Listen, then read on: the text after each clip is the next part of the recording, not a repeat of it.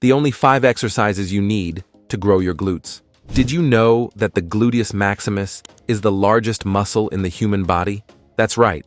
Imagine what you're missing out on by simply neglecting to train the largest muscle in your body.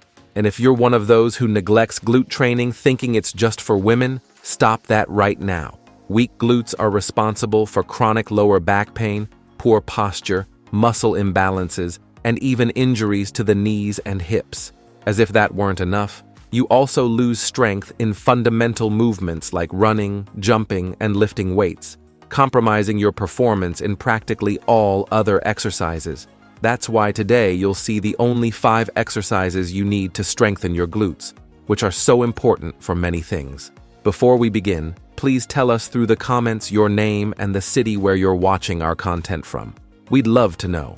To start, you need to briefly understand the 3 main benefits of having stronger glutes. Benefit number 1, prevention of knee and lower back pain. The glutes, especially the gluteus maximus and gluteus medius, play a central role in stabilizing the pelvis and controlling hip movements. When they're weak, the body tries to compensate using smaller and less prepared muscles, like the quadriceps and spinal erectors. This compensation creates a domino effect. The hip loses stability, the femur tends to rotate internally, and the knees suffer excessive compression. At the same time, the lower back is forced to work harder to maintain upright posture, resulting in chronic pain. Strengthening the glutes corrects this imbalance, improves joint alignment, and directly protects knees and spine in all daily movements and training. Think of the glutes as the conductors of your posture. When they stop conducting, the entire orchestra goes out of tune. Benefit number 2, increased caloric expenditure and EPOC effect. The glutes are among the largest and most powerful muscles in the human body.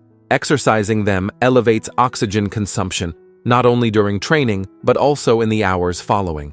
This phenomenon is known as EPOC, which means excess post-exercise oxygen consumption. The body continues expending energy to restore internal balance, replenish ATP, oxygen and glycogen, and eliminate metabolites. In practice, this means that even at rest, you continue burning calories for several hours after training. Strengthening the glutes not only improves aesthetics and performance, but also keeps metabolism more accelerated throughout the day. It's as if you were burning calories while watching television on the couch, all thanks to work well done at the gym. Benefit number 3, hormonal stimulation and increased bone density. Training that involves large muscle groups, like the glutes, generates high neuromuscular and metabolic demands. This stimulates the natural release of anabolic hormones like testosterone, GH, and IGF-1, fundamental for muscle growth, recovery, and longevity. Additionally, most glute exercises, being multi-joint, create high mechanical loads on the skeleton, which activates osteoblasts, cells responsible for bone formation. Over time, this response increases bone mineral density, reduces the risk of osteopenia and osteoporosis, and improves the structural resistance of the body as a whole. In other words, training glutes goes far beyond aesthetics. It's a direct way to strengthen muscles, bones, and hormones at the same time. Now that you understand the importance of not neglecting your glutes, let's go to the only 5 exercises you need. Exercise number 5, Step Up. The Step Up is a highly functional unilateral exercise that works in an integrated manner the gluteus maximus, gluteus medius, and core stabilizing muscles. Being performed with one leg at a time, it corrects muscle asymmetries between the lower limbs, something extremely common that can generate harmful compensations in bilateral exercises.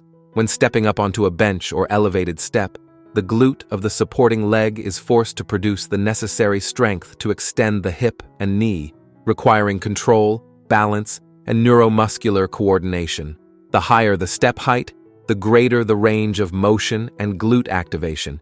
But the demand on balance also increases, making the exercise a powerful tool for both strength and stability.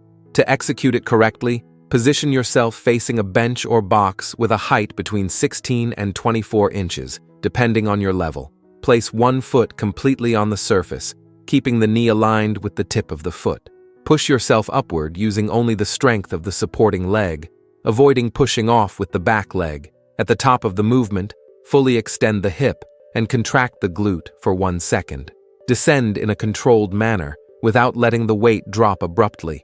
The secret is to maintain an upright torso throughout the movement and concentrate the force on the leg that's on the bench. The main errors include using the back leg to push off, leaning the torso excessively forward, not fully extending the hip at the top, and using an inadequate bench height. Many people also make the mistake of going up too quickly, losing control and muscle activation. Remember that this is a strength and balance exercise, not a speed one. For beginners, I recommend starting with 3 sets of 8 to 10 repetitions per leg, using only body weight. As you progress, add dumbbells in your hands or a weight vest. Intermediate practitioners can perform 4 sets of 10 to 12 repetitions with additional load. Contraindications include recent injuries to the knee or ankle, serious balance problems, or joint instability in the hip. If you have a history of patellofemoral pain, start with lower heights and progress gradually. Exercise number 4, Bulgarian split squat. The Bulgarian split squat is considered one of the most effective exercises for building and defining the glutes, thanks to its unilateral nature, which allows focused and intense work on each leg individually. By elevating the back foot on a surface like a bench, you transfer most of the load to the front leg, forcing it to support almost all the body weight and any additional load. This configuration not only increases glute activation, but also provides greater muscle stretching during the descent, essential for stimulating micro tears in muscle fibers and promoting growth. In addition to the gluteus maximus, this exercise intensely recruits the gluteus medius, frequently neglected in bilateral exercises, and the quadriceps, especially the vastus medialis. The deep and controlled movement recruits a greater number of muscle fibers in the gluteus maximus, the largest and most visible muscle in the region. A significant benefit is the ability to correct muscle imbalances, working one leg at a time and ensuring both receive the same level of stimulus, preventing a stronger leg from compensating for the other.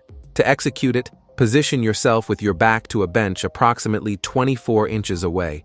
Place the top of the back foot on the bench and take a step forward with the other leg. Descend by flexing the front knee until the thigh is parallel to the ground or slightly below, keeping the torso upright. The front knee should not excessively pass the line of the toes. Push through the heel to return to the starting position, strongly contracting the glute at the top. The required balance activates stabilizing muscles around the hips, improving proprioception and body control. Before we continue, don't forget to subscribe to the channel. Having constant access to science-based information is what will make you progress healthily in the long term in the world of bodybuilding. The most common errors are positioning yourself too close or too far from the bench, allowing the front knee to collapse inward, leaning the torso excessively forward, and not descending deeply enough. Another frequent error is not controlling the eccentric phase, descending too quickly and losing muscle tension. I recommend starting with 3 sets of 8 to 10 repetitions per leg without additional load until you master the movement. Then progress to 3 to 4 sets of 10 to 12 repetitions holding dumbbells. Time under tension is crucial here. Descend in 2 to 3 seconds, go up in 1 second. This exercise should be avoided by people with knee injuries, especially to the anterior cruciate ligament or severe balance problems. If you have patellofemoral pain, adjust the distance from the bench to reduce knee flexion. Exercise number 3, glute bridge. This exercise stands out for its extraordinary simplicity and effectiveness. Performed lying on your back with feet planted on the ground, the movement focuses on elevating the hips until forming a straight line from shoulders to knees, with intense emphasis on contracting the glutes at the top of the movement. This peak position maximizes tension in the glutes, essential for stimulating muscle growth. The efficiency of the glute bridge lies in the ability to isolate the glutes, minimizing involvement of other muscle groups like hamstrings and quadriceps, although these muscles still participate secondarily. The gluteus maximus is the absolute protagonist, but the exercise also significantly recruits the spinal erectors and core to maintain stability. A study published in the Journal of Orthopedic and Sports Physical Therapy showed that participants who performed lumbopelvic stability exercises, including the glute bridge, for 8 weeks, reported a 42% reduction in lower back pain intensity and 36% improvement in functionality. This demonstrates that the benefits go beyond aesthetics, directly impacting postural health and quality of life. To execute correctly, lie on your back with knees bent and feet supported on the ground, spaced hip-width apart. Arms should be at your sides. Push through your heels and elevate your hips until your body forms a straight line from shoulders to knees. At the top, strongly contract the glutes for 2 to 3 seconds before descending in a controlled manner. The secret is to avoid hyperextending the lower back at the top, concentrating all force in the glutes and not in the spinal erectors. Common errors include elevating the hips too much, excessively arching the lower back, not contracting the glutes at the top, using momentum instead of muscle control, and allowing the knees to fall inward or outward. Many people also make the mistake of supporting only the toes on the ground, when the correct way is to keep the entire foot supported. To increase intensity, add weight on the pelvis using a plate, barbell, or dumbbell, or hold the movement at the top for 3 to 5 seconds. Beginners should do 3 sets of 12 to 15 repetitions with body weight. Intermediates can progress to 3 to 4 sets of 10 to 12 repetitions with additional load. Contraindications include acute herniated disc, recent lower back injuries, or serious mobility problems in the hip. If you feel discomfort in the lower back during the exercise, check if you're not hyperextending or if you need to strengthen the core before adding load. Exercise number 2, cable kickback. The kickback is one of the most efficient isolation exercises for the gluteus maximus, as it concentrates effort almost exclusively on hip extension. When performed with a stable body and contracted abdomen, it minimizes hamstring participation and directs tension to the upper part of the glute, the region responsible for the rounded shape and support. Using cable or elastic band ensures constant resistance throughout the entire range of motion, something free weights don't provide with the same precision. This continuous tension maximizes time under tension and metabolic stimulus, fundamental for hypertrophy. Being an isolation movement, the kickback is most effective when performed at the end of training, after compound exercises like squats and bridges, when the glutes are already pre-activated and more sensitive to metabolic stimulus. Besides improving mind-muscle connection, the kickback helps sculpt the glute shape and increase localized muscle endurance, being an excellent aesthetic and corrective tool for those who have difficulty feeling the glutes working in compound exercises. To execute on cable, attach an ankle strap or use the low pulley handle. Position yourself facing the equipment, hold the structure for stabilization, and slightly lean the torso forward, keeping the spine neutral. With the knee slightly bent, extend the hip, bringing the leg backward in a controlled movement.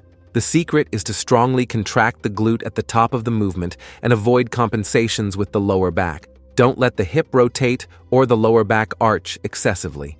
The movement should come exclusively from the hip.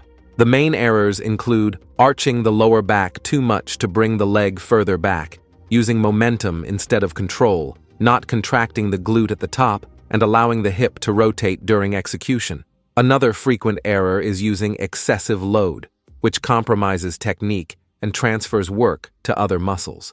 Remember that this is an isolation and sculpting exercise, not maximum strength. For best results, perform 3 to 4 sets of 12 to 15 repetitions per leg, focusing on quality contractions. You'll know you're doing it right when you feel intense burning in the upper part of the glute. This exercise is safe for most people, but should be avoided by those with acute lower back injuries or sciatic problems. If you feel discomfort in the lower back, reduce the range of motion or check if you're not compensating with excessive spinal extension. Exercise number 1, hip abduction machine. The abduction machine is one of the most effective gym tools for working the glute muscles, especially the gluteus medius and minimus, lateral hip muscles that rarely receive adequate attention. The exercise is performed seated with legs together against the machine's resistance, pushing the legs outward in a hip abduction movement. This movement is crucial because these muscles are responsible for pelvic stabilization during walking, running, and practically any movement involving unilateral support. The gluteus medius, when weak, causes a phenomenon called Trendelenburg sign, where the pelvis drops to the opposite side during walking, overloading knees, hips, and lower back.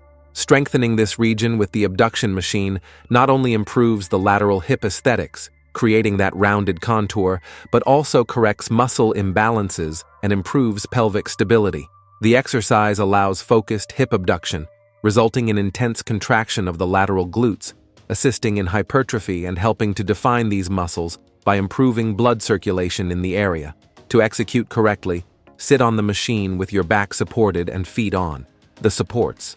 Adjust the pads so they're on the outside of your thighs, just above the knees. Keep your torso upright and core contracted. Push your legs outward in a controlled manner to maximum comfortable range of motion. Strongly contract the glutes for 1 to 2 seconds and return in a controlled manner, maintaining constant tension. Don't let the plates slam on the return. Always maintain resistance. Common errors include using momentum to open the legs, not controlling the return phase, leaning the torso forward or backward, and using excessive load that reduces range of motion. Many people also make the mistake of executing the movement quickly, when the ideal is to maintain a controlled rhythm of 2 seconds to open and 2 seconds to close. To maximize benefits, alternate between sets with lighter weights and more repetitions, focusing on muscle burn, and sets with heavier weights and fewer repetitions for strength. I recommend 3 to 4 sets of 12 to 15 repetitions, holding the outer position for 1 second on each repetition. Incorporating this exercise into your routine 2 to 3 times per week can help achieve visible results more quickly. This exercise is safe for most people and rarely causes problems. However, it should be avoided by those with acute hip injuries or trochanteric bursitis in the inflammatory phase. If you feel discomfort on the side of the hip, reduce the load and check the positioning of the pads. If you enjoyed this and want to also discover the only 4 exercises you need for steel pecs, we have a video appearing right now on the screen showing each one better. Don't miss it. Thank you for watching until here, and God bless you, my friend.